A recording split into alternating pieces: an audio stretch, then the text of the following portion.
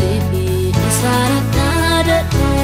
nambar lufuu wajjin hirkadhu na jiraachiftu na ajjeeftullee na kabajjitu na salphiftulle firri koosimaa kattiin dhaadadhu waa tokkoon beekaa si waameen salphadhu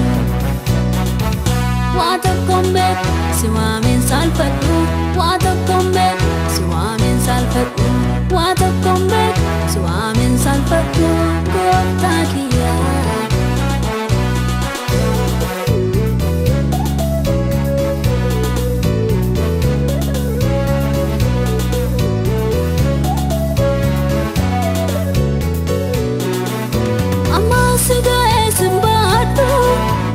Keetitu jiraadhu aatinaan hin jettu akka namaa waaqni kiyyaa dhugaan jaalama gurmuutaa na baattee naan deematta sitti yaaddu daftee na dhaqqabda biraa qabaatee isaaniif dhaadadhu nambar lufuu wajjin hirkadhu na jiraachiftu na ajjeeftullee na kabajjitu na salphiftulle firri koosimaa kattiin dhaadadhu waa tokkoon beekaa si waameen salphadhu waa tokkoon beeku si waameen salphadhu waa tokkoon beeku si waameen salphadhu waa tokkoon beeku si waameen salphadhu gooftaa kiyyaa.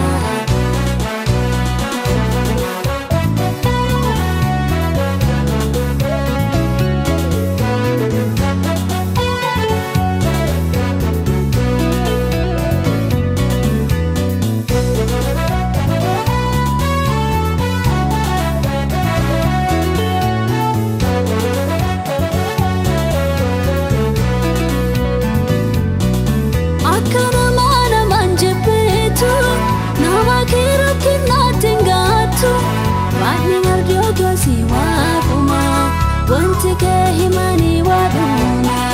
diina safannisu murteesse gooftaa situu yaada isaa jeesse abdii dhumee harawoomsita maalalee nama kee gargaarta biraa qabaatee isaaniif dhaadadhu nambar lufuu wajjin hirkadhu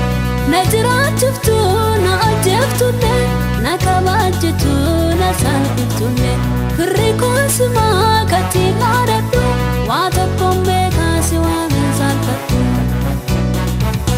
waa tokkoon beeku si waameen salphadhu waa tokkoon beeku si waameen salphadhu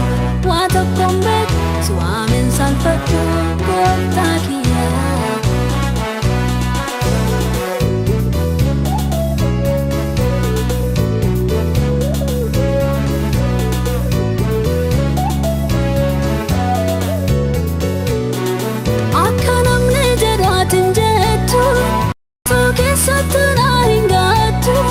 Sibbifadhee karaa kumaara gatiin koo yaa mootii si beera seenaa koo Iyeesus na tolchi hiree koo maraa na qajeelchi biraa qabaatee isaaniif dhaadadhu nambar lufuu wajjin hirkadhu na jiraachiftu na ajjeeftullee na kabajjitu na salphiftulle firri koosimaa kattiin dhaadadhu waa tokkoon beekaa si waameen salphadhu waa tokkoon beeku si waameen salphadhu waa tokkoon beeku si waameen salphadhu waa tokkoon beeku si waameen salphadhu gooftaa kiyyaa.